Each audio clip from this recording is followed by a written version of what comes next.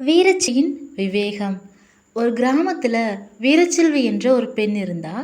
அந்த பெண் அந்த கிராமத்தில் உள்ள பள்ளிக்கூடத்தில் 8ஆம் வகுப்பு படிச்சுட்டு இருந்தாங்க. வீரச்செல்வியோட அப்பா ராமச்சந்திரன் விவசாயம் சார்ந்த தொழில் செஞ்சுட்டு இருந்தாங்க. வீரச்செல்வியோட அம்மா கல்பனா பூ வியாபாரம் செஞ்சுட்டு இருந்தாங்க. அவங்க அண்ணா கோபால் பைக் மெக்கானிக்காக இருந்தாங்க. வீரச்செல்வியின் அண்ணனுக்கு மதுக்கு அடிமையாக ஆயிட்டாங்க. தினமும் குடிக்கிற பழக்கத்தை கோபாலுக்கு இருந்துச்சு. அவங்க வீடு ஒரு அழகான சிறிய ஓட்டு வீடு. தன் குடும்பத்தோட வீரச்செல்வி சந்தோஷமாக வாழ்ந்துட்டு இருந்தாங்க. அன்றொரு நாள் வியாழன்கிழமை. வீரச்செல்வி அம்மா கல்பனா பூ வியாபாரம் செய்ய போயிட்டாங்க. அப்பா விவசாயம் செய்ய வயலுக்கு போயிட்டாங்க. அண்ணாவும் வேலைக்கு போயிட்டாங்க. வீரச்செல்வி வீட்டு வேலை அனைத்தையும் பார்த்துட்டு தன் அப்பாவிற்கு வயலுக்கு போய் உணவு கொடுத்துவிட்டு தன் தோழி பார்வதியுடன் பள்ளிக்கு சென்றார். அன்று வகுப்பறையில் ஆசிரியர் முகுந்தன் சமூக விழிப்புணர்வு பற்றி பாடம் எடுத்தார்.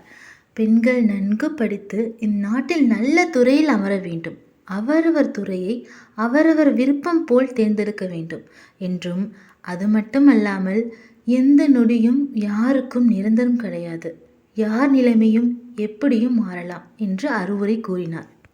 அந்த அறிவுரையை கேட்டு வீரச்செல்வியின் அருகில் இருந்த 2 மாணவன்கள் கிண்டல் செய்தும் சிரித்து கொண்டும் இருந்தாங்க. வீரச்செல்விக்கு சுத்தமாக பிடிக்கவில்லை. ஏன் ஆசிரியர் அறிவுரையை கேட்டு சிரிக்கிறீர்கள் என்று கேட்டார். அதற்கு அந்த மாணவன், பெண்கள் எல்லாம் வீட்டு வேலை செய்வதற்குத்தான், மற்றபடி வெளியில் சென்று பணிபுரிவதற்கு தகுதியற்றவர்கள் என்று சிரித்தான். அதை கேட்டு வீரச்செல்வி மனம் வருந்தி பள்ளி முடிந்து வீட்டிற்கு தன் தோழியிடம் திரும்பினார். அப்போது போற வழியில் வீரச்செல்வி அந்த மாணவன் கிண்டல் செய்து சிரித்ததையும், பெண்கள் வேலைக்கு செல்ல தகுதியற்றவர் என்றும் அவன் கூறியதை தன் தோழி பார்வதியிடம் சொல்லி மனம் வருந்தினார். அதற்கு அவள் தோழி, அவன் கூறியதை நீ மனதில் வைத்து அதற்கு மாறாக நாம் இருவரும் நன்கு படித்து நல்ல துறையில் அமர வேண்டும் என்று அறிவுரை கூறினார். வீரச்செல்வியோ, என் குடும்பம் ஏழை குடும்பம், மேற்கொண்டு படிப்பதற்கும் நல்ல துறையில் அமர்வதற்கும் நிறைய பணம் வேண்டும் என்றார். அதற்கு பார்வதி, நன்கு படித்த நல்ல திறமையும் அறிவும் இருந்தால் பணம் தேடி வரும் என்று நம்பிக்கை கொடுத்தார். வீரச்செல்வி வீடு வந்தது. வீட்டுக்குள்ளே ஒரே அழுகை சத்தம். வீரச்செல்விக்கோ மனம் திக் திக் என்றது. என்னாயிற்றோ ஏதாயிற்றோ என்று வீட்டினுள் ஓடினாள்.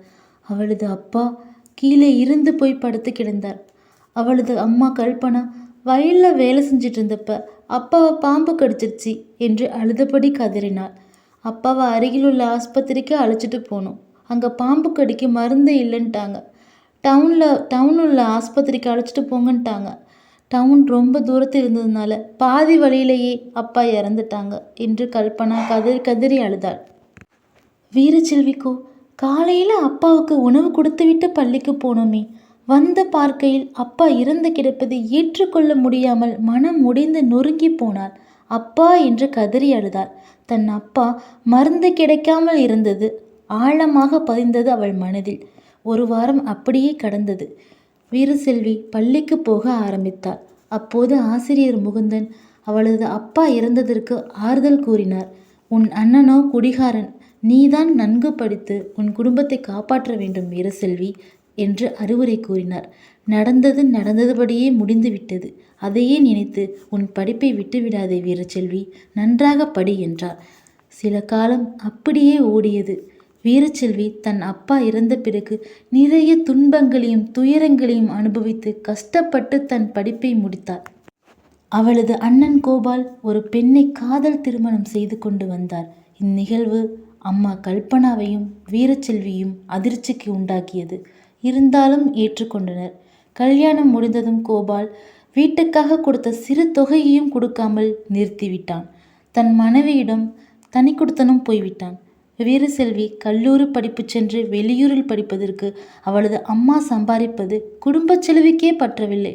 அதனால் வீரச்செல்வி வீட்டிலேயே தையல் கற்றுக்கொண்டு வீட்டு வேலையும் பார்த்து கொண்டு தன் கிராமத்தில் இருப்பவர்களுக்கு துணிகளை தைத்து கொடுத்து சம்பாதித்து வந்தாள். அதில் ஒரு குறிப்பிட்ட பணத்தை சேமித்து வந்தாள். அவ்வப்போது தனது அண்ணன் கோபால் கடையில் உள்ளவரிடம் மது போதையில் சண்டையிட்டு ஒருவரை வெட்டி ஜெயிலுக்கு போய்விட்டார் என்ற செய்தி அம்மாவையும் வீரச்செல்வியையும் உருக்கியது. இருவரும் விசாரிப்பதற்காக வீரச்செல்வி அண்ணியை தேடி போகும்போது அண்ணி தன் குழந்தையை தூக்கி கொண்டு அவரது அப்பா வீட்டுக்கு போய்விட்டார் என்று தெரிய வந்தது. பிறகு கல்பனாவும் வீரசெல்வியும் ஜெயிலுக்கு போய் கோபாலை சந்தித்தனர். கோபால் மது போதையால் தன் வாழ்க்கையே வீணாகி போனது. உங்கள் இருவரையும் விட்டு சென்று வந்த பாவத்தையும் சேர்த்து எனக்கு 10 வருடங்கள் தண்டனை கொடுத்து விட்டார். தண்டனை காலம் முடிந்ததும் உங்களை சந்திக்கிறேன். நீங்கள் பத்திரமாய் இருங்கள் என்றான். 10 வருடத்திற்குள் வீரசெல்விக்கோ திருமணம் முடிந்தது. அவளுக்கு அவளையும் அவள் குடும்பத்தையும் புரிந்த கணவன் கிடைத்தான். வீரசெல்வி தன் குடும்பத்தோடு நிம்மதியாக வாழ்ந்து வந்தாள். 10 வருடம் முடிந்து அண்ணன் கோபால் வீட்டிற்கு வந்தான். தன் அண்ணனை அப்பா விட்டு சென்ற விவசாயம் பார்க்கும்படி கூறினாள் வீரசெல்வி. கோபால் வயலுக்கு சென்றான். வயலுக்கு சென்ற இடத்தில் அவனையும் பாம்பு தீண்டியது. அருகில் உள்ள ஆஸ்பத்திரிக்கு கொண்டு போனார்கள். போலவே இப்பையும் மருந்து இல்லை என்றார்கள். வீரசெல்விக்கோ மனம் திக்திக்கின்றது. உடனே டவுனுக்கு தன் அண்ணனை அழைத்து சென்றார். டாக்டரை போய் சந்திக்கும் 1 நொடிக்கு முன்னால் தன் அண்ணன் உயிர் பிரிந்தார். தன் அப்பா தன் அண்ணன் இருவரும் பாம்பு கடித்து தன் கிராமப்புற ஆஸ்பத்திரியில் மருந்து இல்லாமல் உயிர் போனதை ஏற்றுக்கொள்ள முடியாத வீரசெல்வி ஒரு முடிவெடுத்தாள். எங்கள் குடும்பம் போல் வேற எந்த குடும்பமும் பாம்பு கடியால் பூச்சிக்கடியால் எந்த உறவுகளையும் இழக்கக்கூடாது என்று தன் தோழி பார்வதியை சந்தித்தாள். அவள் தோழி நன்கு படித்து டாக்டர் துறையில் இருந்தாள். பார்வதி, எனக்கு பாம்பு போன்ற எல்லா விஷக்கடிக்கும் மருந்து வேண்டும் என்று குறிப்பு தரும்படி கேட்டாள். அவள் சேகரித்து தான் டைலரிங் தொழில் செய்து சேமித்து வைத்த பணத்தை வைத்து பெரிய நாட்டு மருந்து கடை ஒன்று ஆரம்பித்தாள். அருகில் உள்ள எல்லா கிராமத்திற்கும் எல்லா விதமான பூச்சிக்கடிக்கும் விஷக்கடிக்கும் மருந்து கொடுக்க ஆரம்பித்தாள். இப்போது வீரசெல்வி கிராமத்தில் மட்டும் இல்லை, சுற்றியுள்ள எல்லா கிராமங்களிலும் யாரும் பாம்பு போன்ற பூச்சிக்கடியால் எந்த உறவுகளையும் இழப்பதில்லை. மற்றொரு நாள் அவள் பள்ளி படிக்கும்போது ஆசிரியரின் அறிவுரை கேட்டு கிண்டல் செய்த ரவி வீரசெல்வியுடன் வந்தான். அவன் பிள்ளைக்கு பாம்பு கடித்து விட்டது. வீரசெல்வியை பார்த்து, என்னை மன்னித்துவிடு வீரசெல்வி, என் பிள்ளையை காப்பாற்று என்று கதறினான். வீரசெல்வியோ ரவியின் பிள்ளையை காப்பாற்றினாள். அதற்கு நன்றி கூறி விடை பெற்றான் ரவி.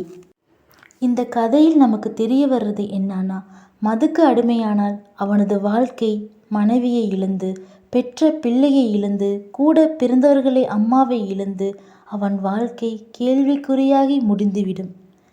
எந்த மருத்துவமனையில் எல்லா நோய்களுக்கும் எந்தவித பாம்பு கடி பூச்சிக்கடி எல்லா மருந்தும் இருக்க வேண்டும். மருந்து இல்லாமல் யாரும் எந்த உறவுகளையும் இழக்கக்கூடாது. வீரசெல்வியின் ஆசிரியர் முகுந்தன் போல் எல்லா ஆசிரியரும் எல்லா மாணவர்களையும் ஊக்கப்படுத்தி உற்சாகப்படுத்தி நல்ல அறிவுரைகளை கூறி அவர்களை முன்னுக்கு கொண்டு வர வேண்டும்.